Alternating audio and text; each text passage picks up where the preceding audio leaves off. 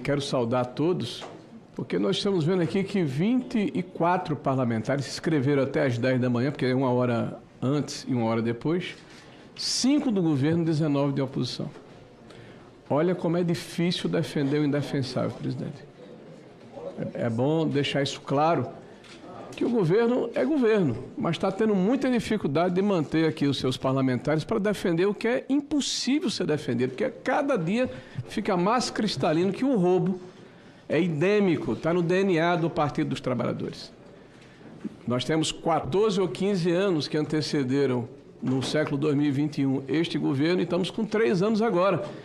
E olha, é cada uma que é de espantar, mas espantar-se, se essa é uma rotina, se essa é uma prática, se isso acontece de forma reiterada, nós estamos aqui assistindo, presidente, hoje, por exemplo, uma defesa, assim, eu diria, meio confusa do advogado-geral da União. Olha, vamos nos debruçar sobre fatos.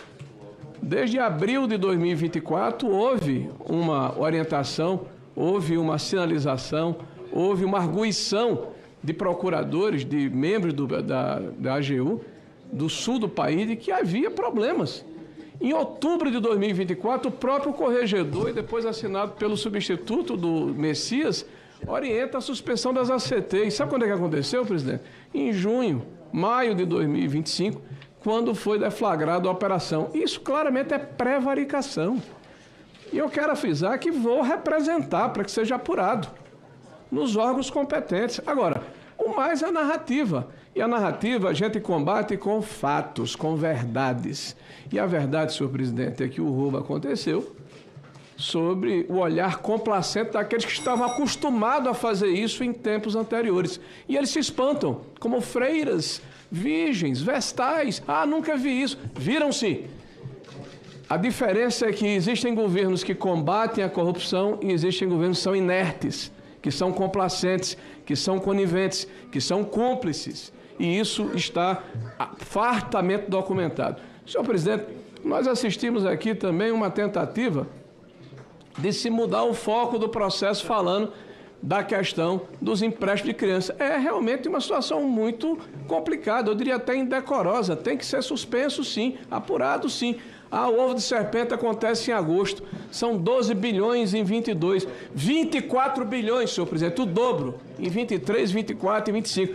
Este governo do PT, ele se refastela, ele se esponja, ele adora o processo da corrupção. E quando ele é pego com as calças na mão, ele sai gritando como aquele bandido que rouba uma carteira numa feira livre. Pega ladrão, para desviar a atenção. Hoje o senhor João Camargo, eu pergunto a ele, o senhor abriu a empresa MKT Connect Limitada, não é isso? Não é isso? Sim. Qual foi a data, o senhor pode me dizer a data da abertura dessa empresa? Final de 22. Final de 22, pronto. Bom, feito essa afirmação e satisfeito com o que aconteceu anteriormente, eu queria que trouxesse à tela exatamente a primeira. Eu chamo a atenção dos meus pares a este padrão. Em especial o nosso relator que saiu aqui um pouquinho, mas ele vai voltar.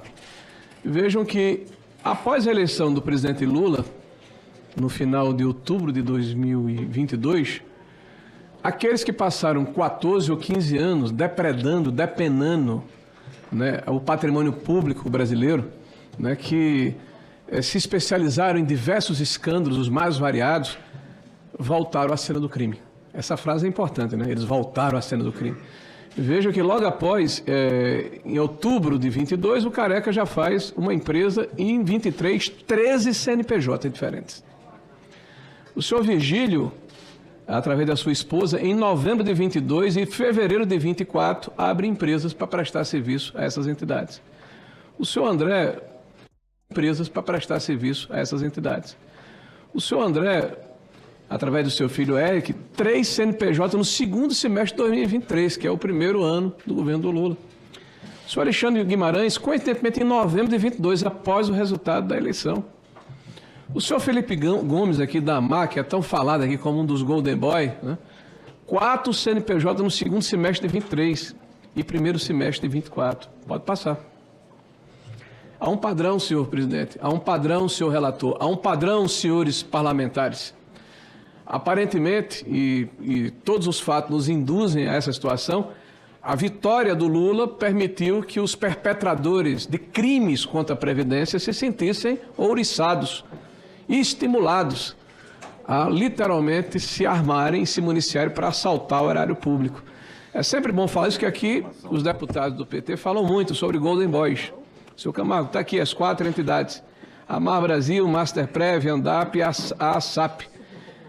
Em 2022, dezembro de 2022, após o período da eleição, é a primeira vez que a Amar Brasil recebe recurso, R$1 milhão. Depois, no governo do Lula, 316 milhões. A Masterprev, no governo do Lula, 233 milhões. A Andap, no governo do Lula, 84 milhões. A ASAP, no governo do Lula, 57 milhões. Quase 700 milhões de reais. Por que eu falo isso? Porque é dito aqui que o ovo da serpente é a assinatura dos ACTs. Dos 4, 3 foram assinados do governo do Lula. 3 foram assinados do governo, 3/4 do problema. E o recurso todo ele recebido quase que 99,89% no governo do presidente Lula. É claro que bandido, ladrão, perpetrador de crime contra o erário público tem em todos os governos. A corrupção, ela é endêmica. Agora, qual é a diferença? Governos combatem a corrupção, outros governos convivem com ela. Passe o próximo. Vamos falar aqui de uma questão que eu acho que precisa ser repetida, porque quem é professor, relator, eu fui professor no início da minha atividade laboral, profissional, muitos anos atrás, entende que a repetição traz o conhecimento. Eu tenho repetido aqui, mas parece que é uma dificuldade, talvez cognitiva, né, de entendimento do que a gente tem passado para os senhores.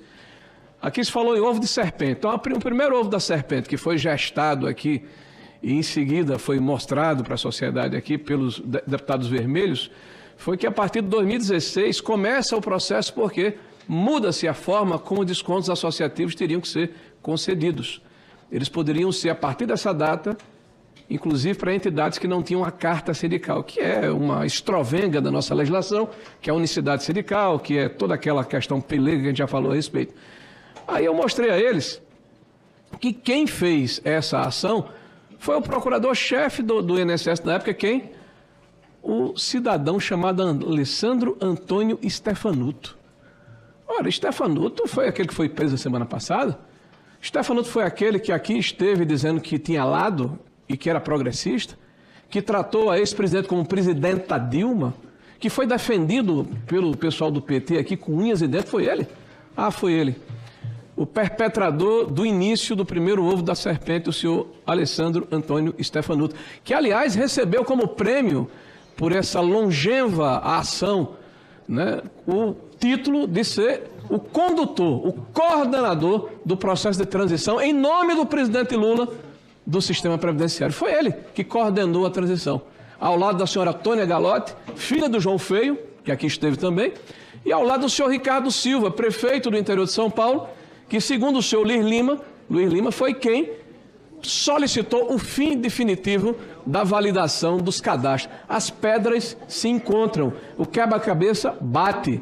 E me parece que está muito claro quem estava dentro do sistema previdenciário há muitos anos, perpetrando crimes os mais variados.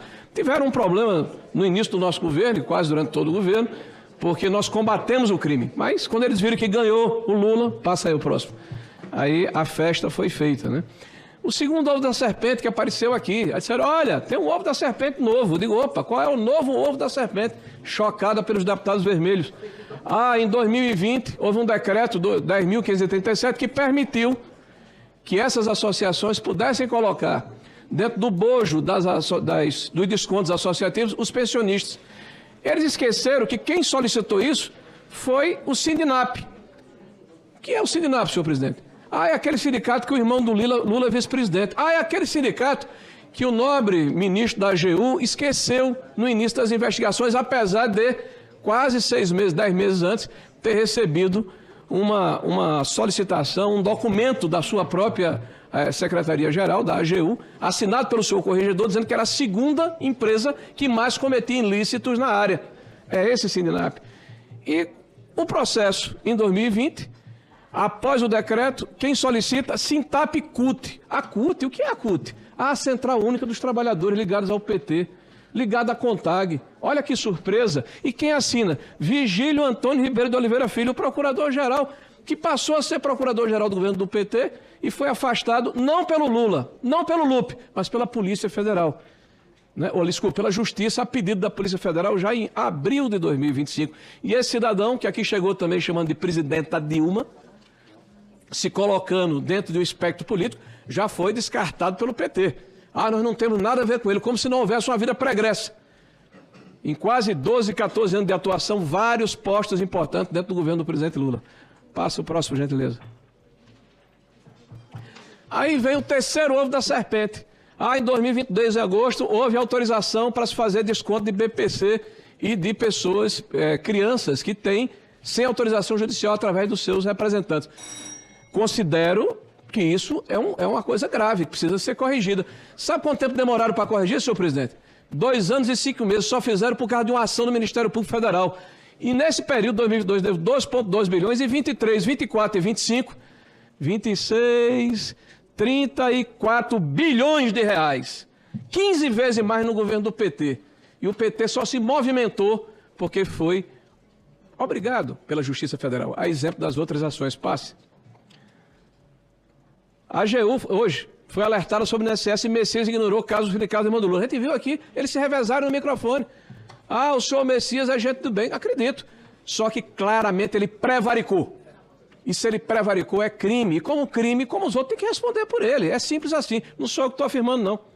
São os documentos que vieram à tona, tanto no Jornal da Band como no Estado de São Paulo.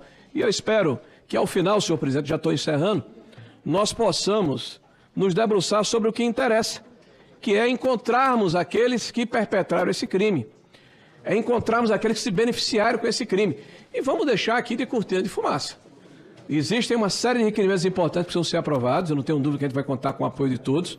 E a gente tem que comemorar, presidente, porque, para mim, uma das ações mais importantes dessa comissão acabou de maneira definitiva o desconto associativo, a vitória para os aposentados.